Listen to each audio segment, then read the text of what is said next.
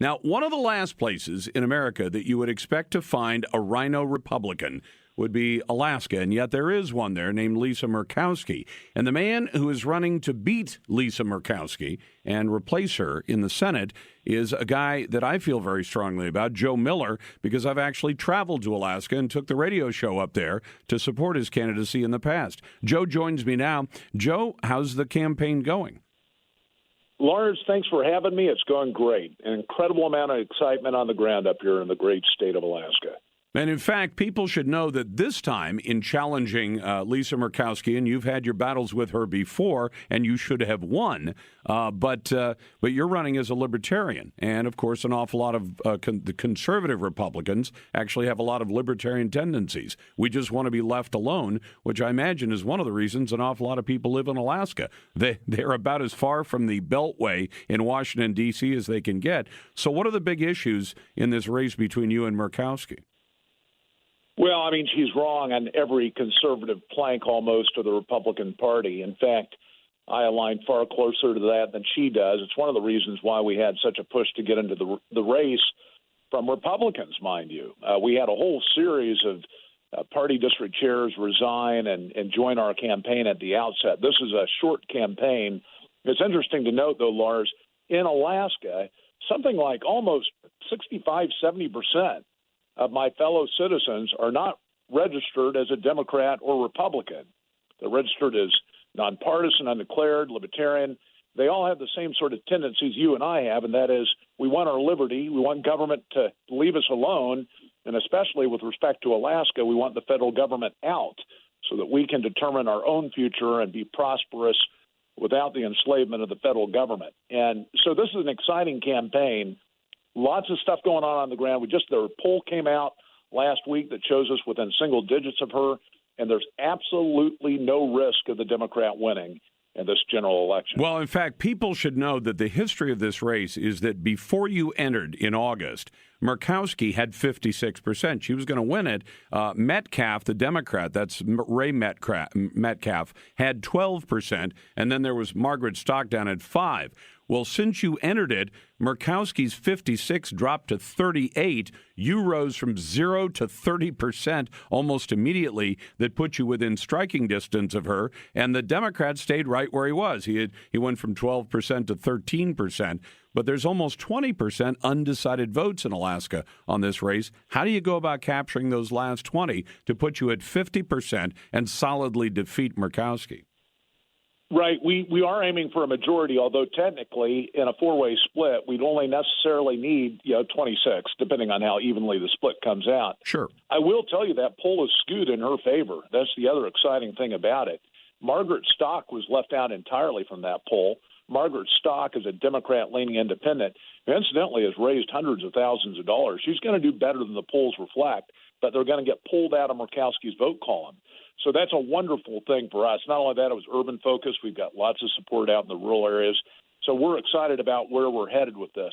I will tell you that what we're seeing on the ground is that this is going to be an unprecedented, and I mean this on several different levels, not just defeating an incumbent in the general, not even being in the primary itself against her, but also unprecedented in what type of message we're going to send the Mitch McConnells of the world. Does Stock they no longer Go ahead. I'm sorry. Does Stock realize the spoiler role that she's playing? Because I would imagine, as you say, she's going to pull from the left side of Murkowski's support, but I would assume she's also preventing Metcalf from getting a greater number. So she's what, raising hundreds of thousands of dollars to not win the race, because with 5%, even if you added a few more to that, she's way out of the running, but she's playing a spoiler role that likely is going to benefit your candidacy. Am I wrong?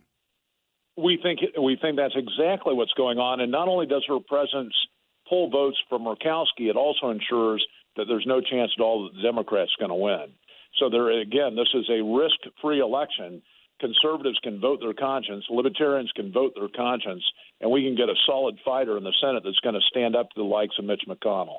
Hey, Joe, do you want to remind people of your history with Lisa Murkowski and the double dealing that was involved in shutting you out? Oh, just unbelievable, Lars. I mean, what happened in that 2010 race? We had Mitch lying to our faces about what the Republicans were doing in the race. They sent people inside our campaign to destroy it. We had millions of dollars pour into the state, some of which came from mainstream Republicans against us. It really opened my eyes to the fight that's going on across the United States, where you have these people that wear the Republican label, and in fact, many times, if they're part of leadership, they're trying to destroy you. They'd much prefer to have a Democrat or a Republican who votes with the Democrats than they would ever want to have somebody that is for constitutionally limited government. And that was a lesson that I needed to learn. I'm glad I went through that process, because now I know what kind of battle we're actually facing. We've got to bring accountability to our leadership in Washington, D.C., and we've got to have people with the courage to stand up to that machine, a machine that so often joins across the aisle to basically screw the American people. And my pledge to the people that support us, you can go to joeforliberty.com to do that, joeforliberty.com, is that I will do everything to fight for your liberties and ensure that this system of governance that we have today is no longer in a position to take away your liberties, take away your freedom, take away your money, and not do what they're elected to do. I'll tell you something, Joe. I've been watching this whole tax kerfluffle over the weekend. The New York Times steals somebody's tax documents. I mean, that's what happens when a thief hands off property that you have no right to have to the New York Times. And they run this huge story about Donald Trump saying, gee, he took some legal tax deductions that occurred from an event that occurred more than 20 years ago, and he's been deducting them. We don't even know how much, but he's deducted them.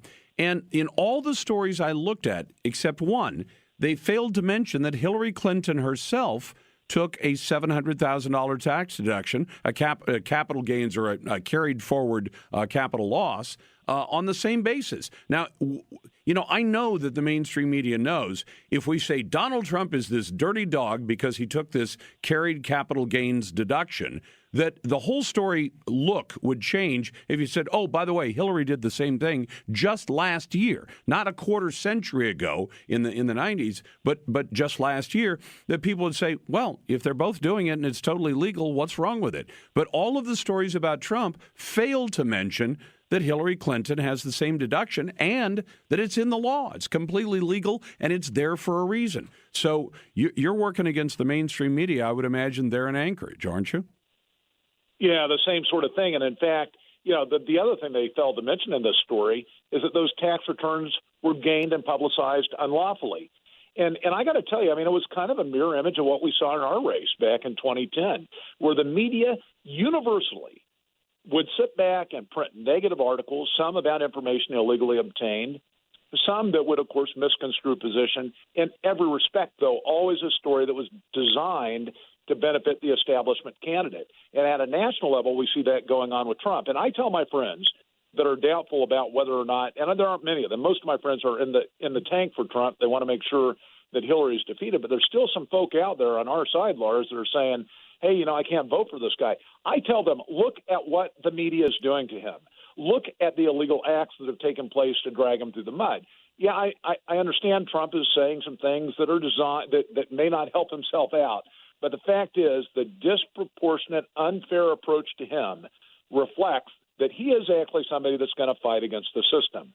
The media always gets behind those that are designed to hurt our liberties, designed to continue to increase the corrupt control in D.C. So I think in a way this is kind of good. I think it will solidify support around him. In another, it helps us all understand that real quick, is just unfair. Mention the website again, please, real quick. JoeForLiberty.com, JoeForLiberty.com. Give us your best donation. I promise you we'll put it to effect in a way that brings your liberties forward. I back Joe Miller for Alaska.